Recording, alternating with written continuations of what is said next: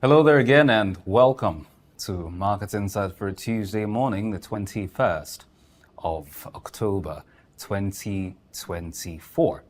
I am David Chiedu. Always a pleasure to bring you all the updates and everything else that you need to know as far as the markets here in the country is concerned.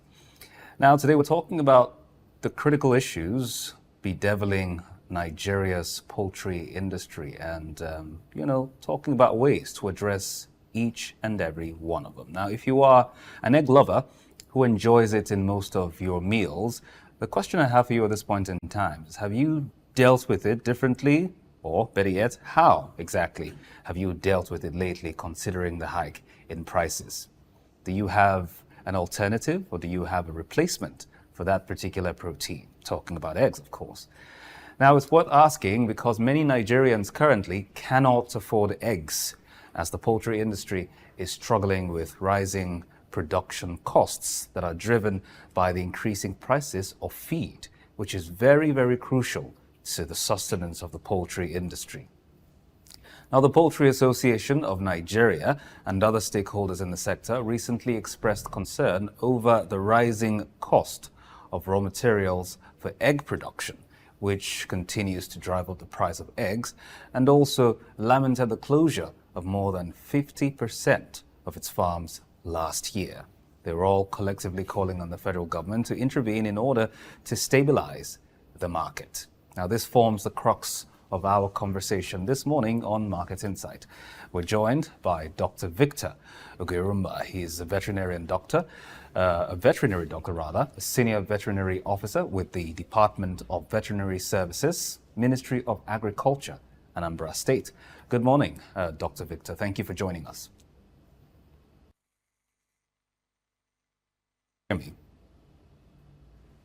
All right, also joining us this morning is Dr. Muhammed Dauda Oluwatoyin. He's the head of operations at Flair Synergy Feeds and also a member, Nigerian Council of Public Health Practitioners. Good morning, Dr. Muhammed. Can you hear me?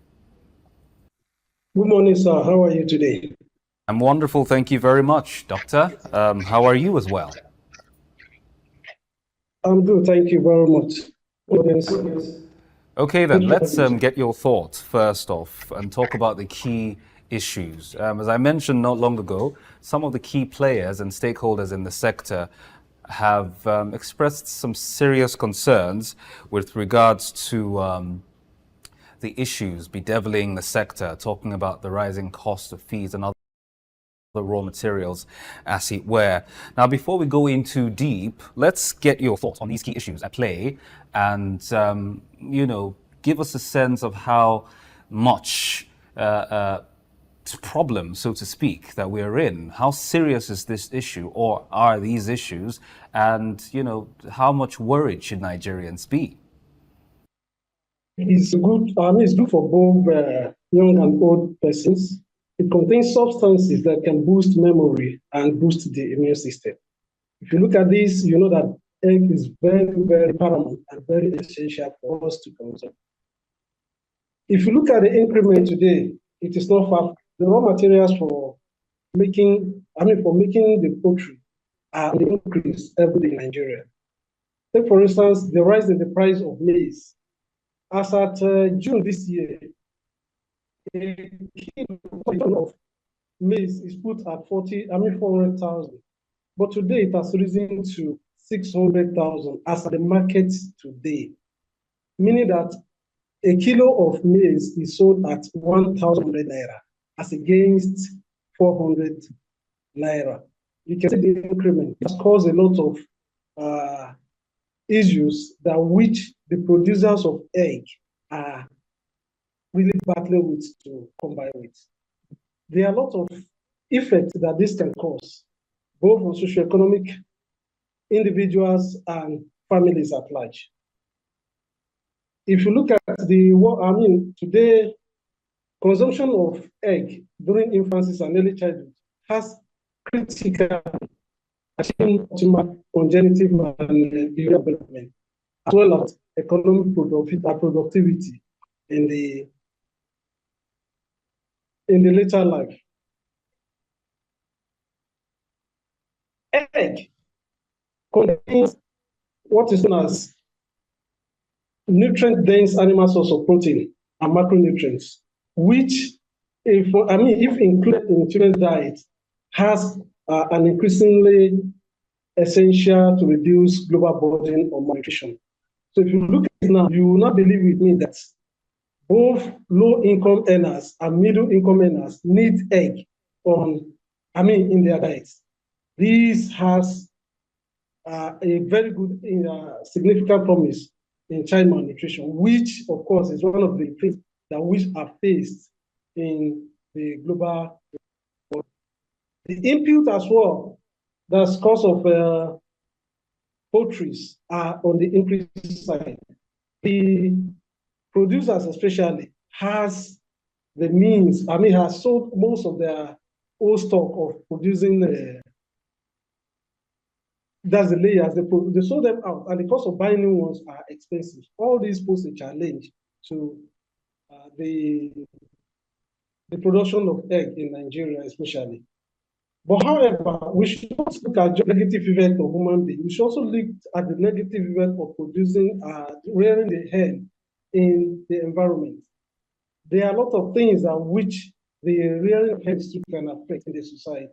Like level of gaseous exchange, like carbon dioxide and methane, uric acid, are exposed into the air, and these can cause respiratory to human beings. Also, people who are living around where hen are being reared are prone to respiratory challenges too.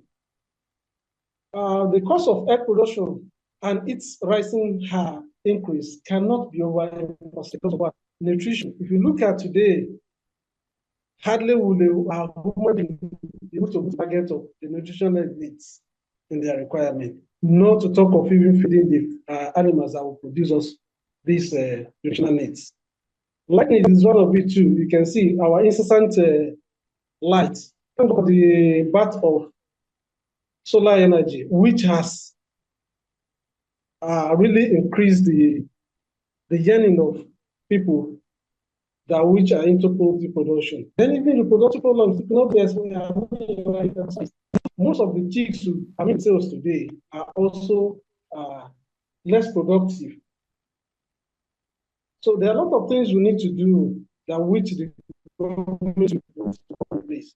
If you look at the price control. Okay, with regards to what needs to be done, we're gonna, get there in the coming minutes. But let's also shift our attention to Dr. Victor. Can you hear me now, Dr. Victor?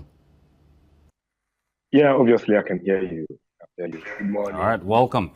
Now, good morning. The issues plaguing the poultry sector or poultry industry are just as much as a couple of other sectors, in the country, or subsectors in the country, particularly agric, as we're talking about right here and now.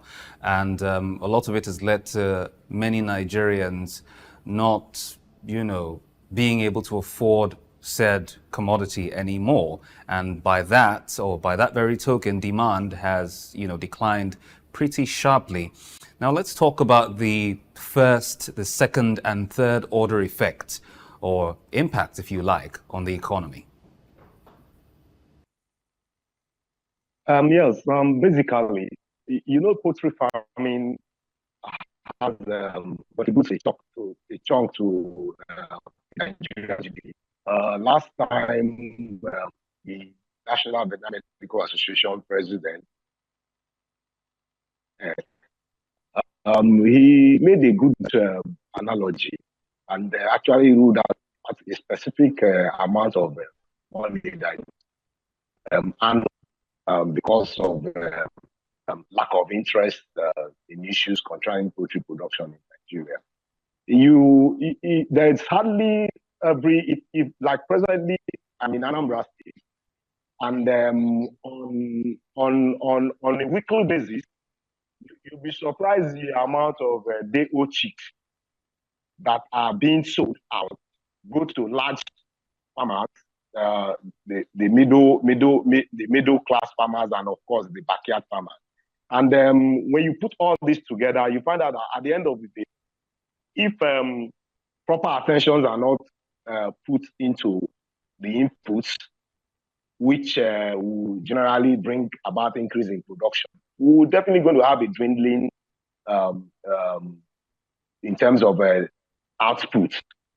And these outputs will actually affect what you call the general contribution of the poultry sector in the Nigerian GDP. So the poultry production is, a lot of people are in different stages of this poultry production. There are people that are into hatchery business. There are people that are into layers. There are people that are into meat production. You know, the layers farming, you're talking about the egg production, and then the broiler farming, you're talking about the meat production, and of course the hatcheries, which produce the day-old chicks that are being used by this other sector. You know, and there are a lot of people that I know today as a vet doctor that actually live off these farms. There are people that have sent their children to school through poultry farming. There are people that have made a lot of input economically in the society. There are some companies today which are even to some extent working towards being quoted in Nigerian Stock Exchange, which are purely poultry. Their basic issues is poultry. Their basic production is poultry farming. You know, so when these issues of like my colleague stated, issues of input, your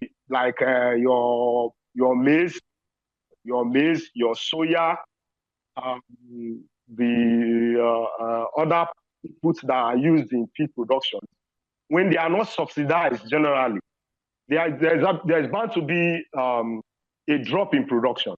Farms that are used to stocking close to 20,000 beds, 10,000 beds, 5,000 beds, I decide to reduce because the cost of inputs is getting higher.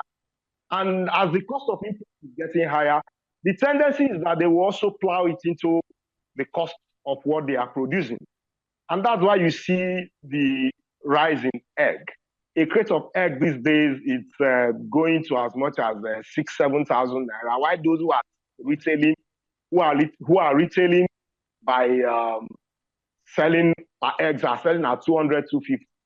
You know, so Dr. Victor, there are concerns that it could go, you know, a couple of more thousands higher to about 10,000 naira. That's also something some key stakeholders are saying. Can you confirm this?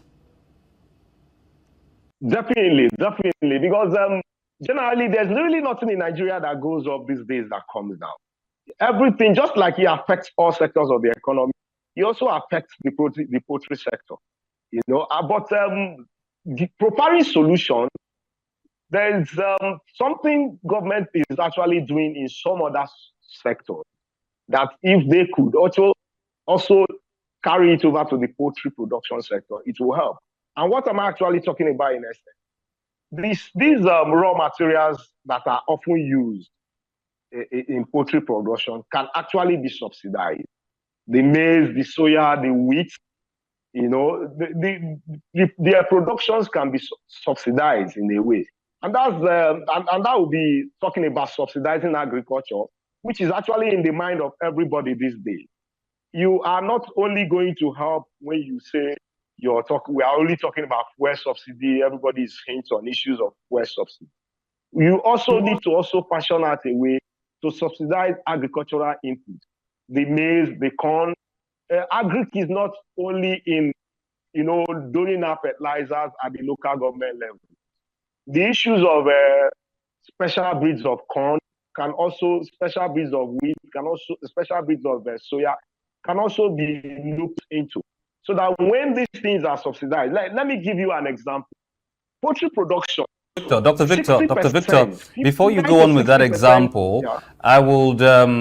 I would crave your indulgence to pause that thought for a second so that we can tie it into something else, which the government has done or is doing in the moment, and then, get your thoughts to, expatiate more on it. But let's go to Dr. Muhammed for a second. Now, Dr. Muhammed, you are a member, or if you like, you're a public health practitioner. And I know that there is a quota, so to speak, of protein per capita in Nigeria, according to the FAO, that's the Food and Agriculture Organization, which is a global body, as you were, and that is 53 rather, 0.8 grams per capita, that is per head. But as yet, we're having ours, significantly below that at 45.4 grams per capita. Now, considering where we are with eggs being largely out of the reach of, the low-income earner who hitherto could afford to buy the eggs, now they're looking to other sources of protein which aren't also particularly cheap. If you're talking about beef, chicken, or fish, as it were, I don't reckon, well, I might be wrong, but I don't reckon that at this moment they're cheaper than eggs, even as expensive as eggs are at the moment, which is, I think, about 200 naira per unit, Now, be that as it may, we still have that, shortage, as opposed to the threshold, if you like, by the FAO for protein intake per capita. What sort of impact do you see this having, beg your pardon, because as I mentioned earlier, you're a public health practitioner, and surely it should have, perhaps, even if we're not talking about a third order effect, it should have a second order effect on growth and nutrition generally. What are your thoughts on this, Dr. Muhammed? Average consumption of egg increase the malnutrition actually is what is the other of the day now, that which the World Health Organization is funding as against other health sectors. If you look at most of the low-income countries and middle-income countries, they are basically pumping money into the malnutrition aspect. Consumption of egg, like I've said, is ALS. That's animal source of protein, that which is good for every human being. But however, with the increment in the price of egg today, it boils around the fact that yes, we are still going to look at other alternatives to fund our nutrient base, because the burden is always, it's generally global now, and malnutrition is affecting every facet of life of human being. Now, the other alternative we've been looking at is other animal source of protein, like you rightly mentioned. Meat is expensive. Beef, for instance, which of course is not even good for adults, but egg is the replacement. But with the increase in egg production now, we see that most of the elderly ones in the society will not be able to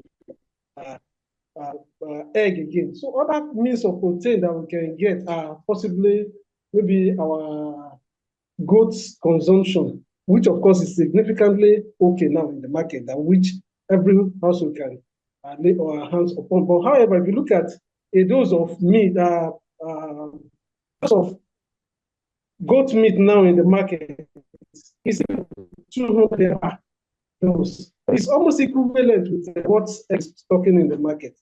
So now the government should come in, especially into livestock production, and see what they could do to harness the cost of input, which my colleague has brightly mentioned.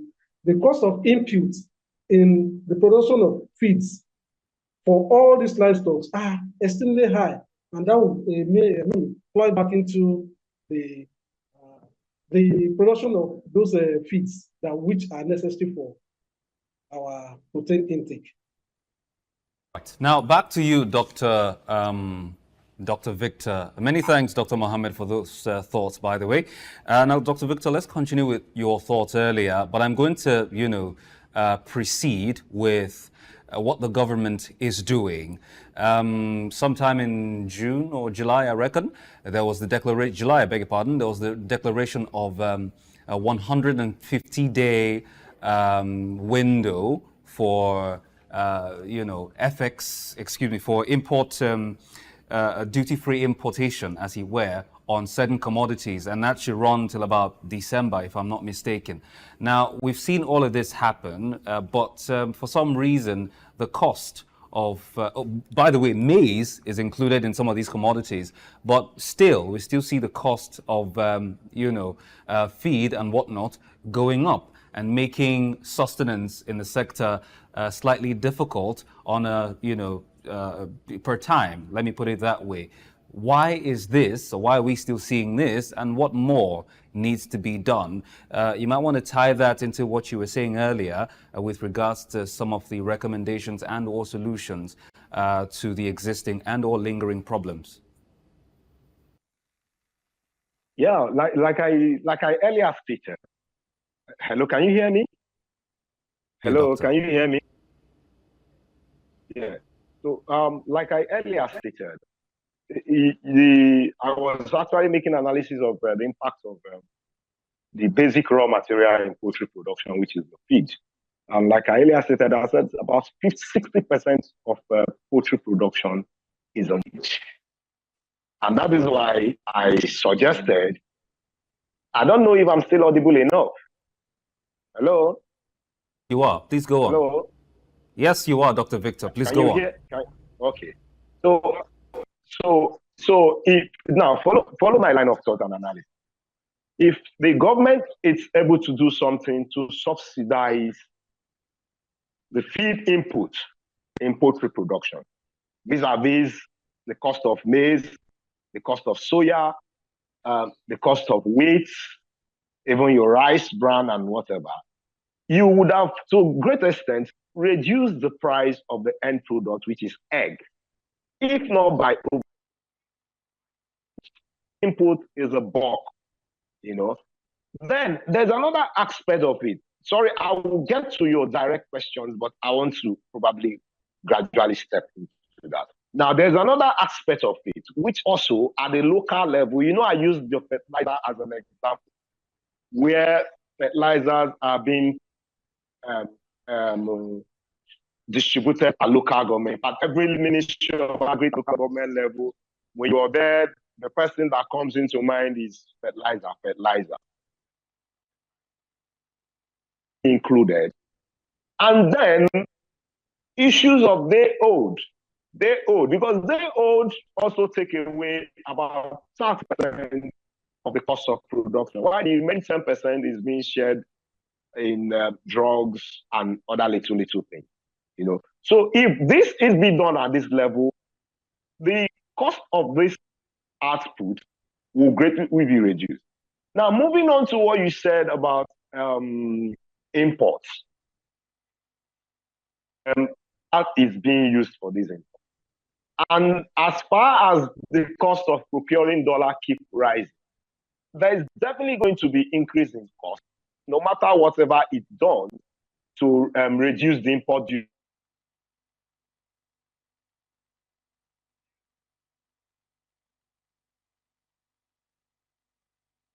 Is a good thing, but again, the dollar rise is not helping matters. It's not helping matters.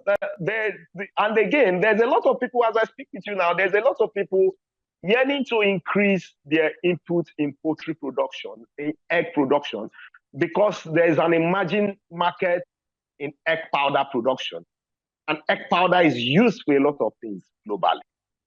There are a lot of people that are actually cracking their head right now to break into that business big time. And that business, if actually harnessed, and if government pays attention to it, it's a money spinner. It can grow the GDP of the country. I mean, egg powder, importation, production of egg powder, and importation and exportation of egg powder. So it still boils down to issues of even local production. Yeah, importation of the raw materials is good.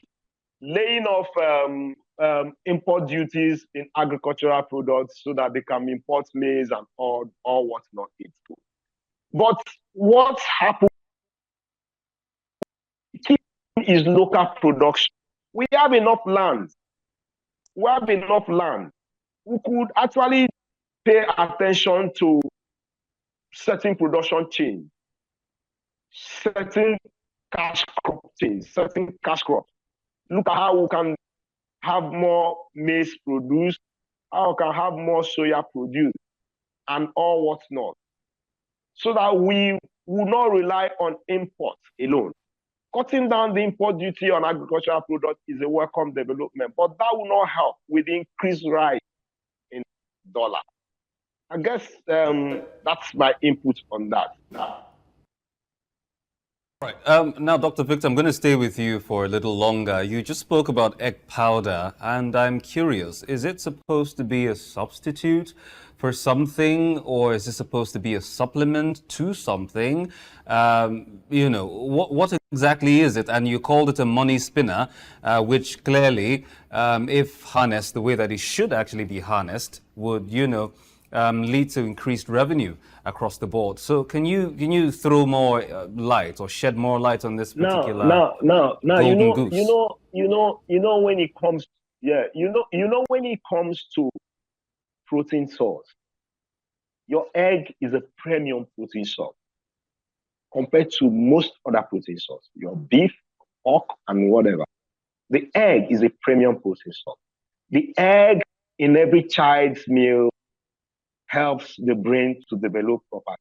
The egg in every aging adult meal helps the person to age gracefully. So egg is a premium source of protein. And in anything all over the world where protein is needed, egg comes first. It is when they cannot lay their hands on egg that they begin to look at alternative source of. It is used wherever protein is needed. It is used wherever protein is needed. Name it. The confectionery industry, even in the drug industry. Wherever you think that protein is needed for production, all over the world, globally, the egg powder is sourced. So that is what I mean by that. All right. So given the right, you're saying, now given the right, perhaps, actuation or galvanization, Nigerians could have that as a feasible or as a veritable alternative to the regular egg units. Is that what you're saying? Well, not really. An average Nigerian cannot go into the issue of production of egg powder. Egg powder is a completely industrial activity. So I am not saying that when the egg powder is produced, and egg powder is a raw material for the confectionery industry and so many other industries where protein are needed. So we're not talking about direct consumption of powder. We're talking about egg powder as a raw material for so many other things where protein is needed. So it's just like you have your crude oil as a raw material for so many petrochemical products. The egg powder is a raw material for so many products where protein source are needed. And like I rightly said, the egg is a I don't know if let's go to Dr. Muhammed now. Thank you very much, Dr. Victor. Your audio trailed away there, so I couldn't catch the rest of what you were saying, but I did get the bulk of it anyway. Dr. Muhammed, now let's get your thoughts on more. A couple of other issues, contributory factors that were pinpointed by some of these key stakeholders, including PAN, as I mentioned earlier, infrastructure deficits, a supply chain disruption, economic pressures, the obvious being, our forex fluctuation, which you have both addressed sufficiently, as well as some environmental factors. So if we were to pick them factor by factor or bit by bit and address them holistically, where do we go from here? Way forward, just like my colleague has rightly said, we need intervention in the poultry industry. Intervention in the input, as he has mentioned, from the production of the feeds to the end stage of getting the eggs. We need intervention. How? Extension workers should be pieced out to sensitize people on the needs to bring down the cost of, by intervention in the pit, will a bit reduce the cost of egg production. Now, my colleague mentioned that job opportunities are very much available. Yes, in the egg production alone, 119,080 jobs are being created in the country, according to PAM president. Presently, look at the number of people that are being withered away because of this high cost of things. Then over $6 billion is being embedded into families and homes. As well as what? A total of 34.7 billion is injected into the economy. If these are what we derived in subsidizing the cost of production of those feeds, it means definitely the economy will boom. The government needs to come in and subsidize the cost of production of feeds. Then the vaccination too is another key factor that which the government should look at. If possible, subsidize vaccines for the egg production. This will go a long way to tackle the scarcity of egg in the society. Now, I'm going to come to you, Dr. Victor. You are a veterinarian, and I'm very curious at this point in time as to what sort of effect or implications that sundry ailments that are peculiar to the aves or peculiar to birds would have on the value chain. I know the very popular one. There could be others, but the one that's popular to most is the avian influenza. Things like these and the other attendant issues that affect these, poultry animals, I reckon would have some sort of knock-on effect on what we're seeing now. Can you shed some more light on it? Yeah, obviously, there are quite a number of health challenges being faced. The point you get into the birds, the point you are disposing of they are laying eggs and you're disposing of your eggs, even from the point of the hatchery. And there's quite a number of measures that are being taken. There are vaccinations that are even done at the hatchery point. There are vaccinations that are done at day old, and there are other vaccinations. When I mean vaccinations, I mean inoculations given to prevent these birds getting infected, or even when they are infected, they have enough immunity to fight this disease. And then you just mentioned avian influenza. Avian influenza is a global problem. It's here again. We've got some reports in some pockets of isolated areas, both in the country and in the neighboring country. And then at our own level. And so, to some extent, it's not so much of a problem. Again, I'm not saying it's off completely, but these are part of.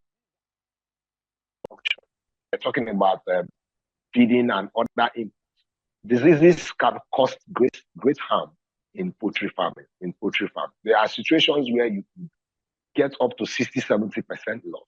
You could put in 1,000 beds, and at the end of the day, and when they are ready to lay, you'll be getting just about 500 laying, 50% of the bed lost. In fact, these days, when you do a poultry proposal, you put in the fact that you could get 70%. If you have a 70% result, a 70% laying at the end of the day, that's a good result. So, but however, as veterinarians, we by course of our training, a lot of things have been learned over time and designed to cut off these deaths, cut off these losses as much as possible. Because it's not just death alone that will affect the production cost, or that will increase the production cost, or reduce the amounts produced at the end of the day. Ailments, being not healthy, a healthy bird will not give you optimal production, and so the only thing we need to do as a solution is that for every farmer, always make sure that before you commence production, you consult your professional so that he could actually give you a good proposal and a good timetable on when to administer medications and when to administer vaccination. And I believe that if you follow critically those advices that were given to you by professionals, which at this point, veterinarians, your vet doctor, your casualty will be grossly limited. Your loss at the point of production will be reduced. So this is an advice we're giving on that aspect. And then coming to general issues of AI and other infections, of course, the Newcastle is there, the Gumboro is there, the Fat the syndrome, other respiratory infections are there. They can be managed by drugs and vaccination. And in doing so, it is very, very important that you stay with having a trained veterinary doctor to help you go through all this. And I'm sure that there's what you call biosecurity. This is very, very important. And most of our farmers, especially the backyard farmers and the small scale farmers, almost take this for granted. I'm actually using this opportunity to let them know that biosecurity is optimal importance when you're setting. And the biosecurity of any farm starts at the point where you get your structures erected. Biosecurity simply means preventing these diseases from coming into your farm at the first place, before you're talking about treatment or other drugs that can be given. There are certain steps that you need to take to make sure that your farm is properly secured disease from people bringing in disease into the farm or from disease coming into the farm. These disease organisms, the germs coming into your farm. Let's quickly go over to Dr. Muhammad. We're going to circle back to you, Dr. Victor, in a very short while for your closing remarks. But Dr. Muhammad, as we close this portion, I'm particularly intrigued and, interested at, amongst many others, one of the calls that the Poultry Association members are making, which is, and here it goes, a state of emergency on that subsector. Again, as I said, I found that particularly intriguing, and I was wondering if we had gotten to that stage as yet. Now, in your view, do you agree with their sentiment? Do you share their sentiment? Do you think we've gotten there yet? Or do you think, the house is not exactly on fire as yet, and so there's no need to worry about that sort of thing? What are your thoughts? Very quickly, Doctor. Well, thank you very much. Yes, I think we should pipe low a little bit and see what the market will bring up. Since we are in mid-season farming now, see what the market price will bring and see how the government will intervene to bring the prices of the cost of feed very low. Cost of groundnut cake, cost of soya beans, cost of maize, everything is skyrocketing. So if this is not put under check, a state of emergency, according to the national president, should be declared in that sector, because the cost of production of a single egg might be as high as anything. So the government should now come in and look into what they can do right now via the Ministry of Agric and see how we can curb the menace, and production of egg will be on the rise. Thank you, sir.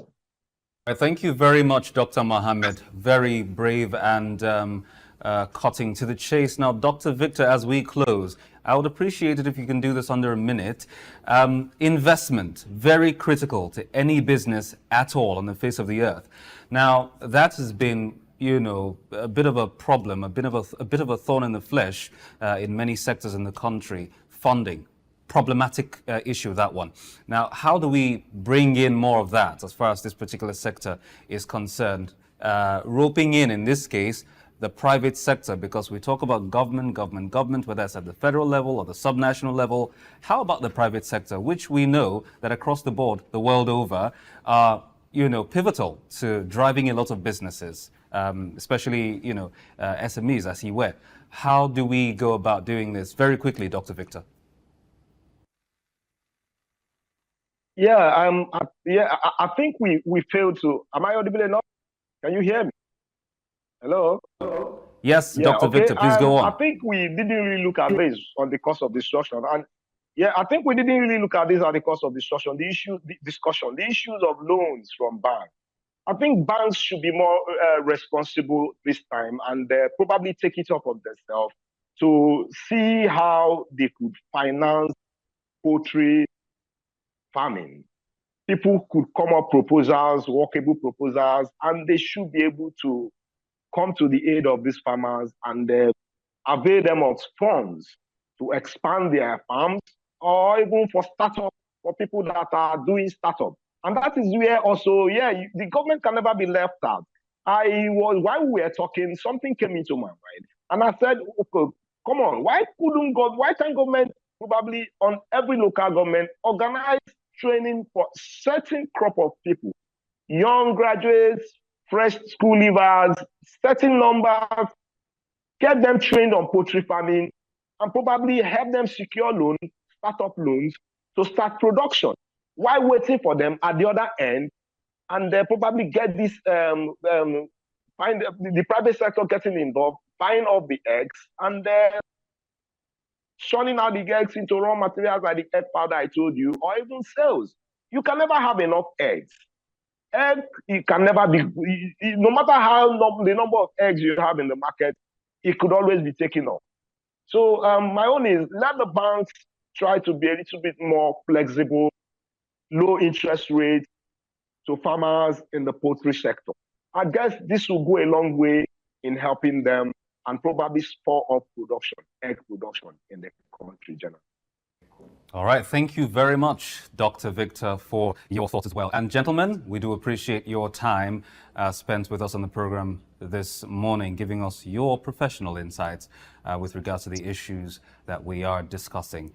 Special thanks to you, Dr. Victor Ughaerumba, veterinary doctor, and also a senior veterinary officer with the Department of Veterinary Services, Ministry of Agriculture, Anambra State, Nigeria. Many thanks, Dr. Victor, for joining us. And also Dr. Muhammed Dauda Oluwatoyin, special thanks as well. He's the head of operations at Flair Synergy Feeds and also a member of the Nigerian Council of Public Health Practitioners. Also, many thanks to you too, Dr. Muhammad. And that's the crux of the conversation this morning on Market Insight. We've talked about a lot of the key issues bedeviling the sector, poultry sector to be exact. And a few of the recommendations that have been made so far include more investment in the sector, as well as, more interventions by way of subsidies, as he were, to some of these raw materials. Because if you're talking about maize, and so far what the government has done, including maize and the commodities that, are given duty-free import window, as he were, it's still not enough, because maize in and of itself makes up about 60 to 75% of the component of a lot of these feeds. But there are sundry raw materials that are pricey and over the roof, which also have to be subsidized according to the professionals, as it were. So we're hoping that these and more will be put in place, including some of the infrastructure deficits, as well as supply chain disruptions, will be corrected, so that we can have a much more stable, so to use the word, sector, and Nigerians will be better off for it, being able to afford the necessary quota of protein on a day-to-day basis. That's it. We'll cross over now to the Forex markets, taking a look at the exchange rate. Now, today, the Naira at the official market is trading to the US dollar at 1,679 Naira. To the pound sterling, it's going for 2,221 Naira. And for the euro, it's 1856. That's 1,856 naira. Elsewhere in the parallel market, we see the dollar naira trade at 1,725 naira. Pound sterling 2,270 naira and 1,850 naira for the euro. That's all, by the way, on the parallel market. And that's our total package today on Market Insight here on Souk News Television. It's also a pleasure doing this with you. Let's do this again tomorrow at the same time. Do keep a date with us, and we would love that. Follow us across our social media platforms. You'll find those on your screen where you can do just about what you need to do. I am David Chiedu. Many thanks for watching. Stay tuned for the news update at 12. Good afternoon.